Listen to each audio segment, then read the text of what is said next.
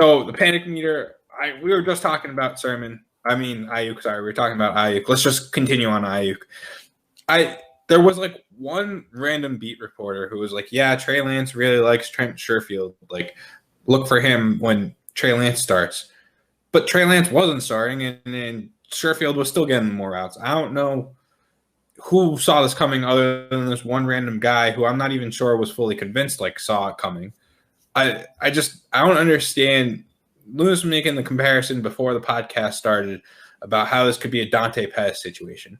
But I think even with Dante Pettis, we didn't see Brandon Aiyuk numbers. Like, we didn't see Dante Pettis go off like Brandon Aiyuk did. And then all the hype going into this season with Brandon Aiyuk.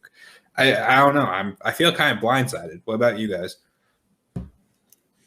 They had similar draft capital, right? So shout out to the chat. 49ers beat reporters out here getting their degrees from Devry Online University. DeVry.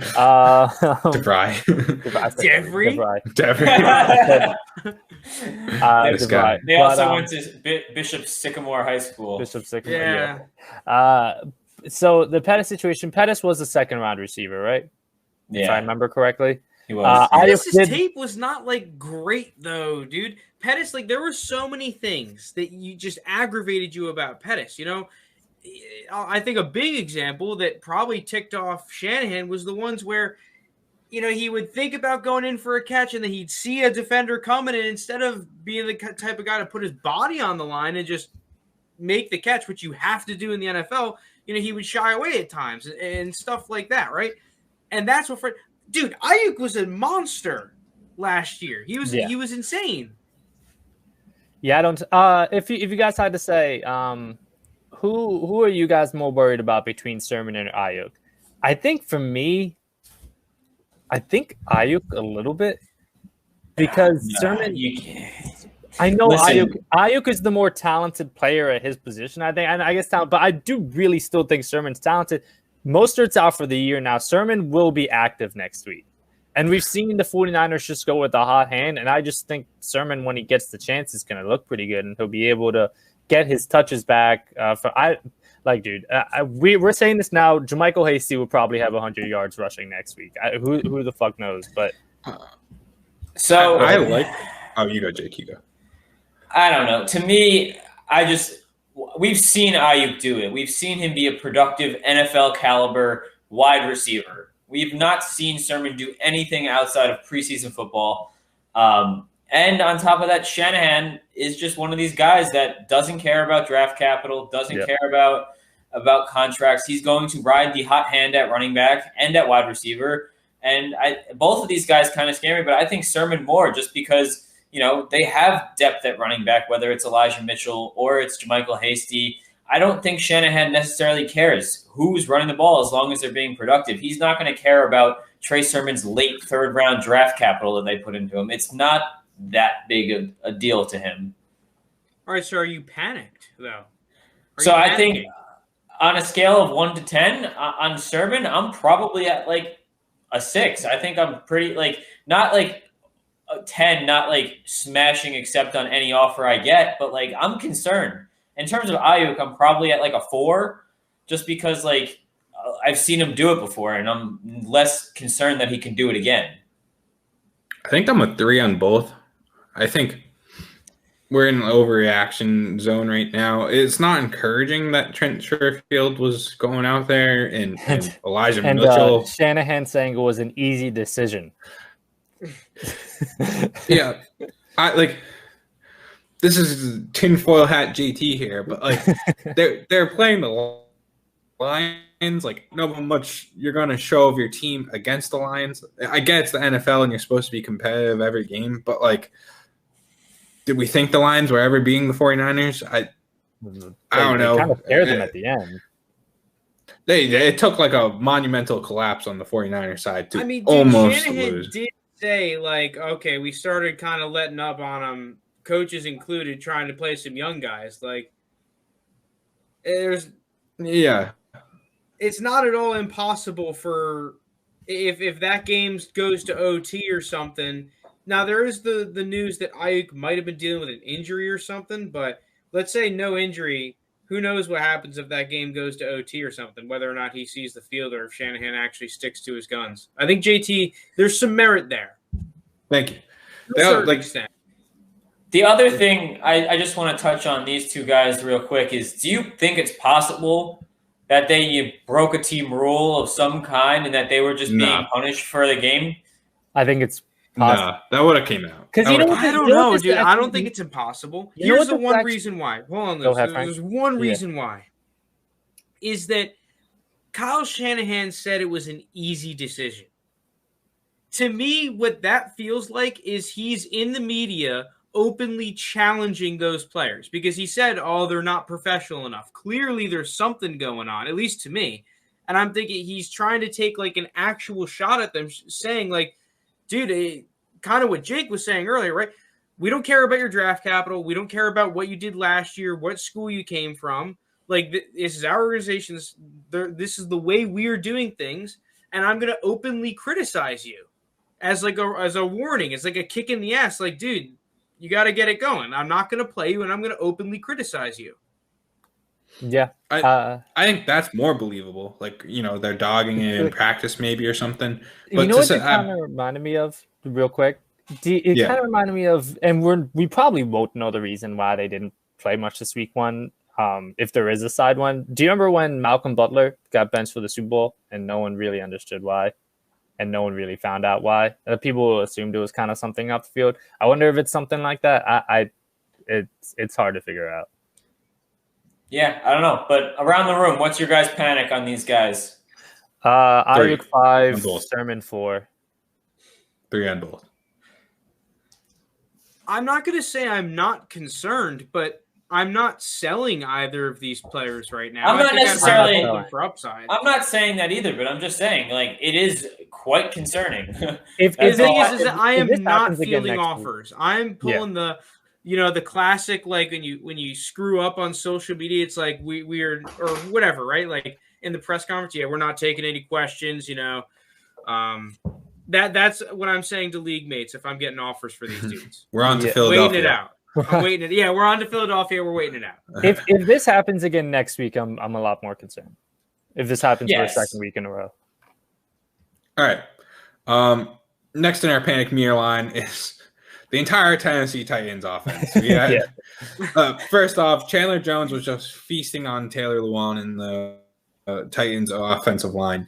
Derrick Henry couldn't really get going. Julio Jones was getting criticized by his coach for the penalty that he drew, and then also was just not present on the field. Like, we just didn't really see much action from Julio. A.J. Brown, semi-salvaged his game. Yeah. He semi-salvaged his game, getting a touchdown. Not great. Just not a great opening performance by the Tennessee Titans. Jake, what's your panic level on this team? Are you panicked about anyone specifically?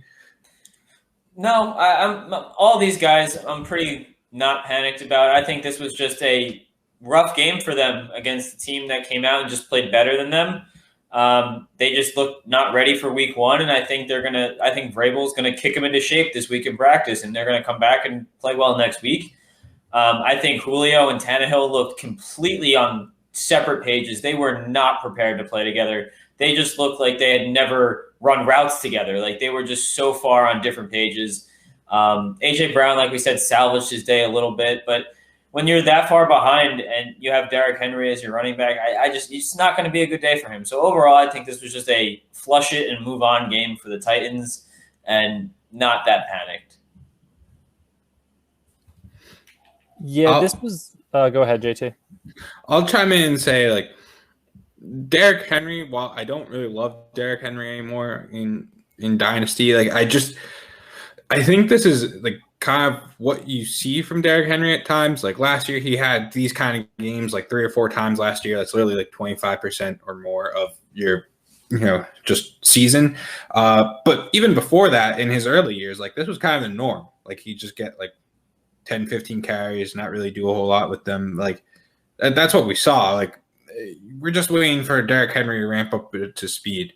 I forget who says it, but there's quotes about Derrick Henry where it's You just wait until that cold weather and, you're 10 weeks into practicing and getting hit. You're not going to want to go and wrap up Derrick Henry. Like, it's all fun and games hitting Derrick Henry week 1 when you're all fresh and you're all healthy and it all feels good to get a hit on someone. Come around and it's cold and you're all tired and beat up, and as the season goes on, you don't want to tackle that guy. Well, the other thing, too, and this is especially true with Derrick Henry and the Titans offense in general, just because they really do play through the run, is that one of the most predictive stats predictive measures, whatever you want to call it, for rushing output is the defense you're going against.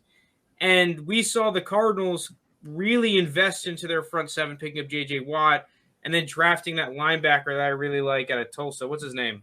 Zaven Collins. There it is. Yeah. Yeah, Zaven Collins, I think, is a stud, by the way. He had a great game, great rookie showing. You're not going to play against a front seven like that every week that has just all-pro level players, at least in my opinion. You got two with Tanner Jones and J.J. Watt on the offensive line or defensive line. And you got a whole slew of other dudes. Wade, he gets Baker on the back end. Yeah.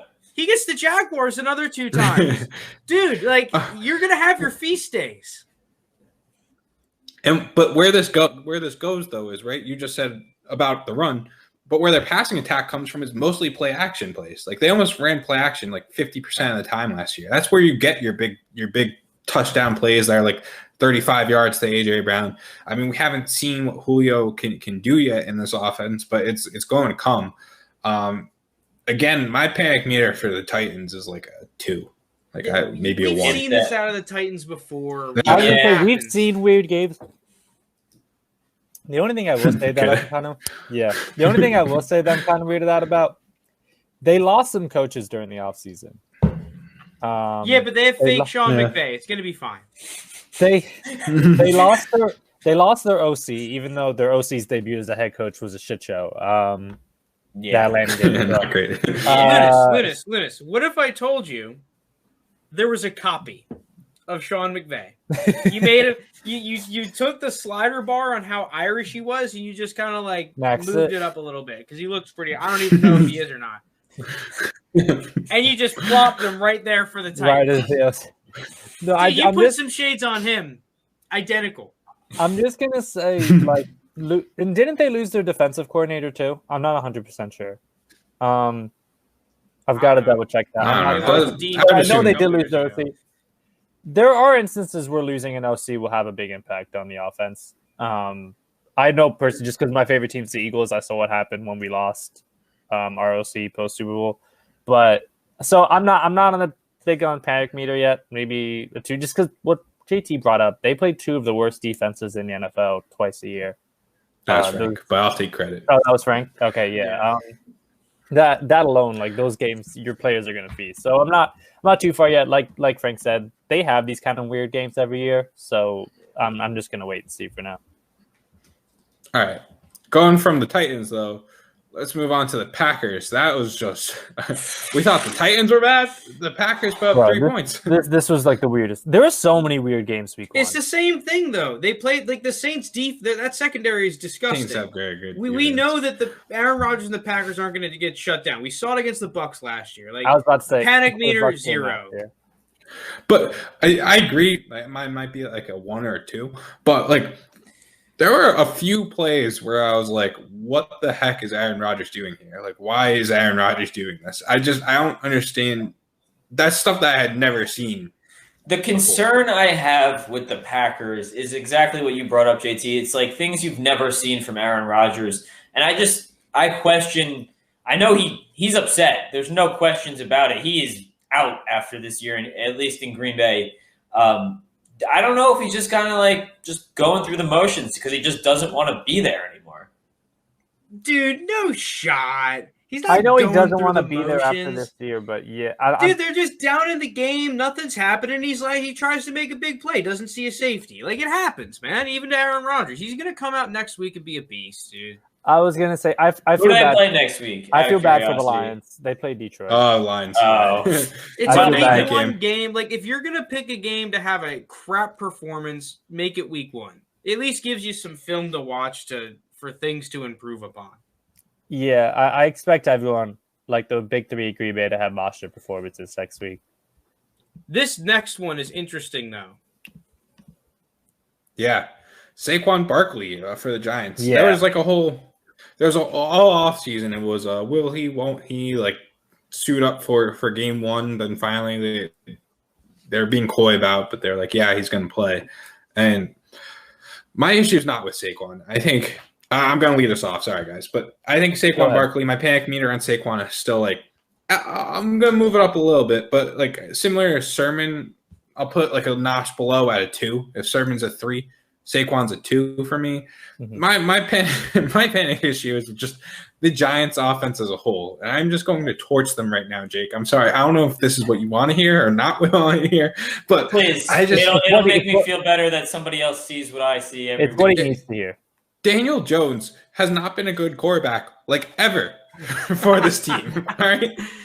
He has Justin Fields fell in our lap. Justin Fields fell in our lap. And you traded back. And we said, we don't want that guy. Yeah. You traded back to get Kadarius Toney, who then Urban Meyer cried about and was like, I want that guy. So at 2 birds, 1 stone, Giants, Jaguars, terrible organizations. Because what are we doing?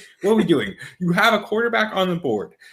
Your team is like very good, right? Your team is, the defense is pretty solid. Like, you were almost a playoff team. It was like you just needed Lounis's Eagles not to just blow the game against Washington and do whatever they did, and you're in the playoffs. Like, you held in against the eventual Super Bowl champions in the Tampa Bay Buccaneers.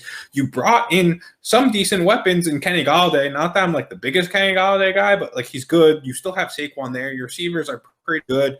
Your offensive line, leaves a lot to be desired. Honestly, the O-line Sunday wasn't bad. Andrew Thomas actually graded out pretty well at left tackle. Like, they weren't bad. They were suitable, right? All you needed was a quarterback that just doesn't fumble or throw picks and that can actually like put it in his receiver's hands.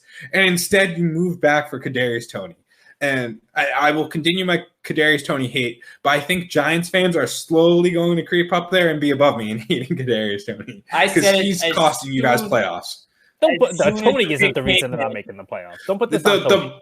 The picking of Toney ahead of Fields and Mac Jones is what's causing you guys. Okay, listen, I'm the biggest Toney fan there is.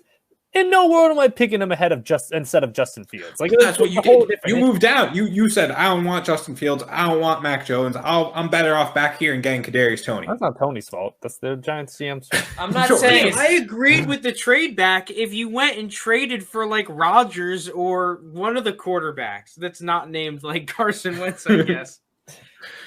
They went out and Sam Darnold would not have been an that'd upgrade be either. nasty. Yeah, Stafford. Sam Darnold would be an upgrade over. Dude, not a big one.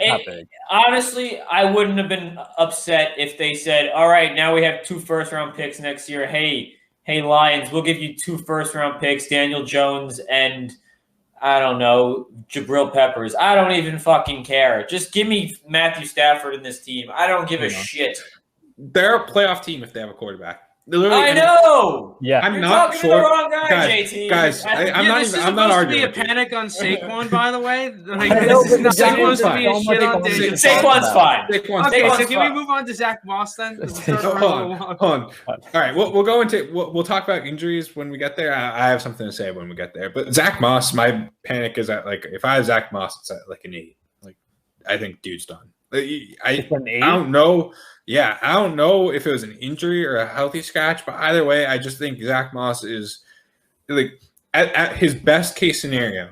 And Frank and I were talking about this, but prior to the pod. But like at his best case scenario, Zach Moss is like the 2 to 3A in this rushing attack because you have Josh Allen, who's definitely going to be poaching touchdowns, and you also have Devin Singletary to compete with. So it's you're not getting an efficient amount of target, like an increase in opportunities.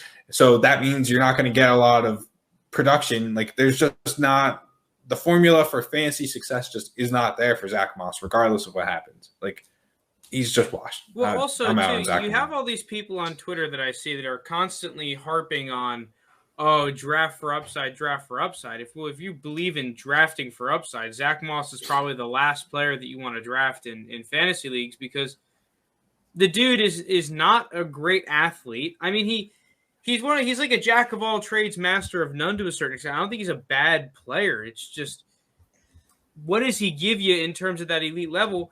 Because Devin Singletary is more dynamic, and Josh Allen is just more dynamic. And this team doesn't run the ball.